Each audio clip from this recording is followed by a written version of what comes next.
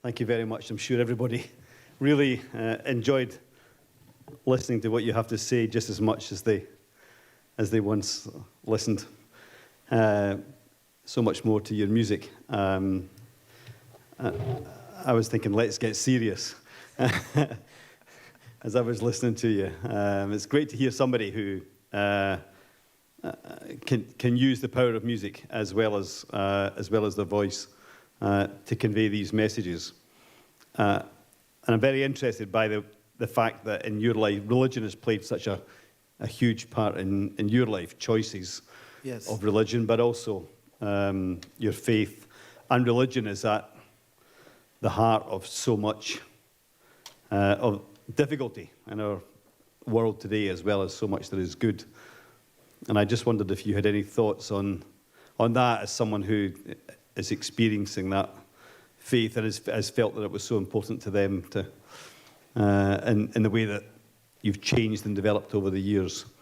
How do you feel about the tension, the religious tensions that seem to exist in our world today?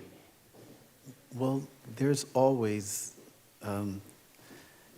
extremists in all different types of religion, but I found that if we owed our allegiance to God, then that's what's most important. I've been one who's just tried to inspire and enlighten and educate to those who are less fortunate, to those who need help. We found that by going and talking to kids who are just confused and not following the right path, sharing our life story with them as well. We grew up around a lot of tension, but it was the love that my parents gave us that kept us away from that.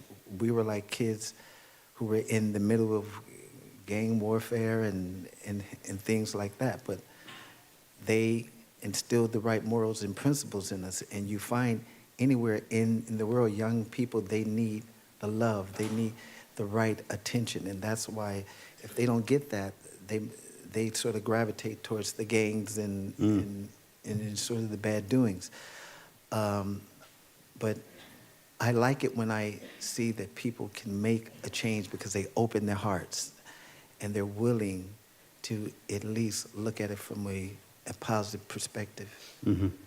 Absolutely. I think, and young people need more than one chance as well. When they get it wrong, they need a second chance, a third chance, sometimes a fourth chance. It really seems to me to be important never to give up. Hope that people can change and develop. Yeah, well, there's always hope, and you have to keep at it, and you have to believe that you can get through. You can get through the walls and get through the barriers, and I think with persistence and driven accuracy, you can make a difference in one's life, and we've seen it every day through music.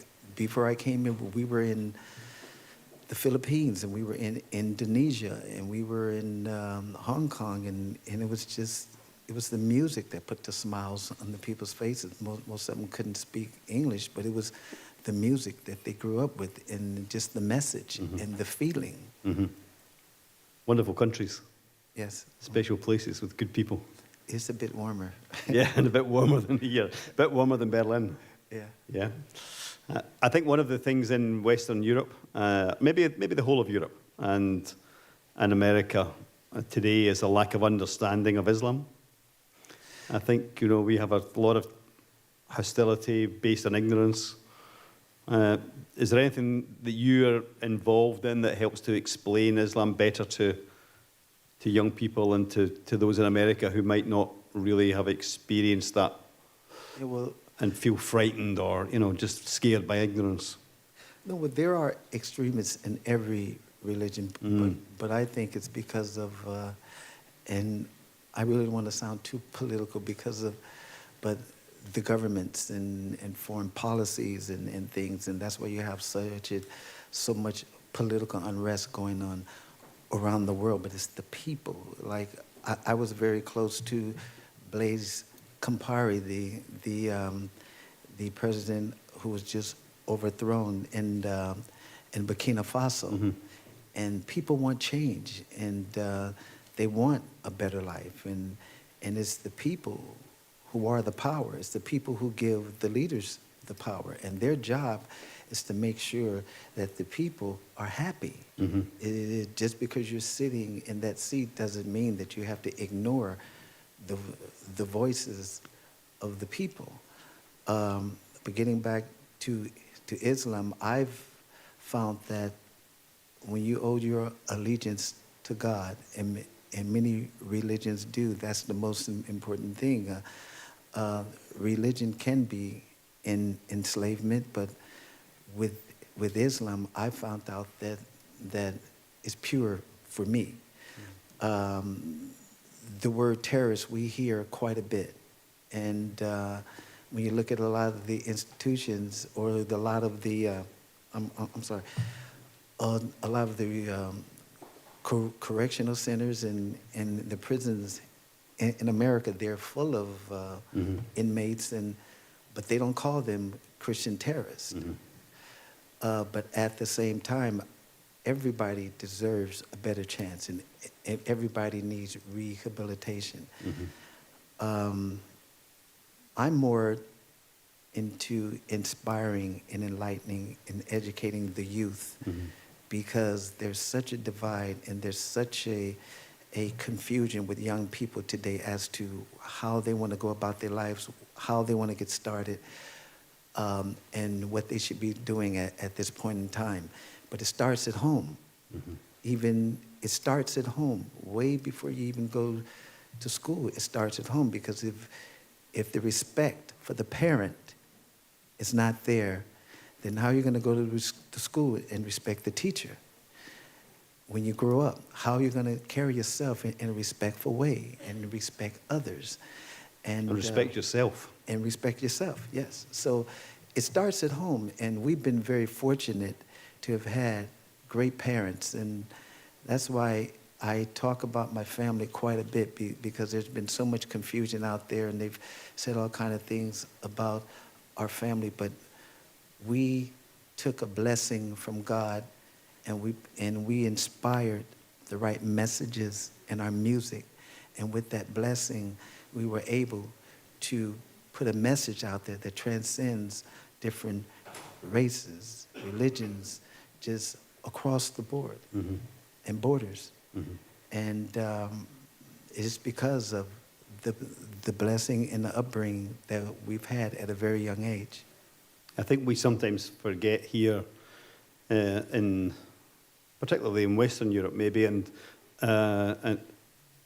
in other parts of the developed world, when we dismiss or criticize cultural differences and divergences in other parts of the world that result in violence. We forget that in the UK, for example, it's not that long ago that we had our own internal violence in Northern Ireland, much of which was caused by a clash of two identities in Spain, where Prime Minister Zapatero did so much to try and heal divisions. We saw violence there over the years, largely based on identity and a feeling of powerlessness. And I think sometimes we don't understand that of course that exists elsewhere as well, and that in our recent past, that has been very much part of our fabric as well, and we should understand it a bit better.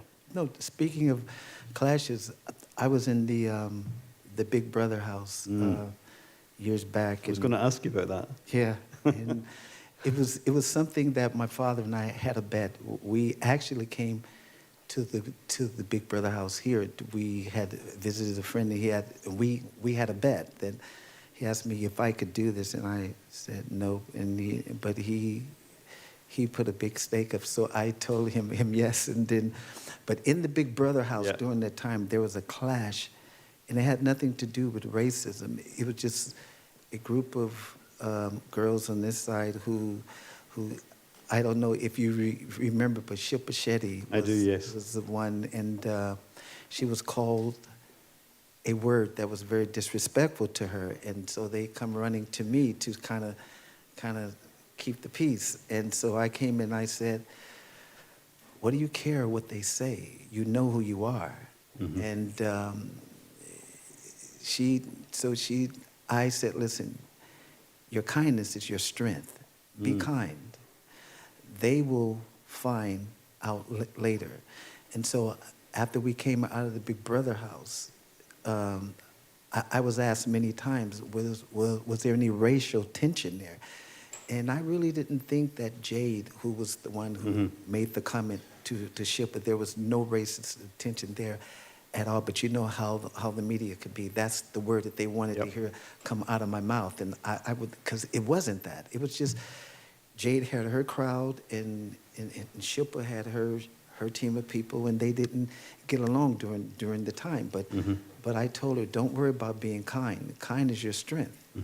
And so it kind of worked out. But that's the problem with, it's the peer pressure that young people have today. And when they're around their friends, they feel like they have to sort of stick their chest out and say certain things, and it's not what's really coming from their heart. Absolutely. For those of you who don't know about the incident, Jermaine was in the Big Brother house in the UK, filmed day after day live on TV, was very much the calming influence in the Big Brother house, the peacemaker. And there was probably the single most controversial incident in the history of the Big Brother television show in the UK, when one of the contestants made what could have been taken to be a racist remark about one of the other inhabitants. And Jermaine was central to trying to recover the atmosphere in the house. I think what was interesting about that was that the person who made the comment, who at the time was, say, a young woman who's now dead, unfortunately, but Jade, at the time she was perceived as being a sort of rough, angry, opinionated young woman who didn't really care about other people. And I think the experience in the house and what happened around that controversy changed her quite a lot. And she became, before she died, she became friends with a much more loved person and a much more loving person. Exactly. It was interesting that it sort of brought that out into the opening. There's a lesson to be learned there, yeah. Maybe a bit like Mark's point about us all listening a little bit more, hearing what people have to say and then helping them change as well. I wanted to ask you about one other thing, which I think is perhaps, apart from the wall coming down and the end of the Cold War, the other biggest change in our lifetimes has been the invention of and then the growth of the internet and social media communications, and the way that has brought the world closer together, but also perhaps exaggerated differences as well, and created momentum for opinions that maybe wouldn't otherwise have been there.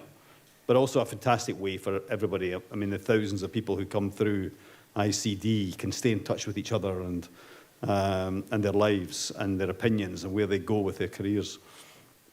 And I just wondered, I mean, you're right, music is the universal language, but the internet has become the universal mechanism for communicating. And I wonder if you've any thoughts at all on that, both as a force for good, but also as perhaps sometimes a force for danger as well.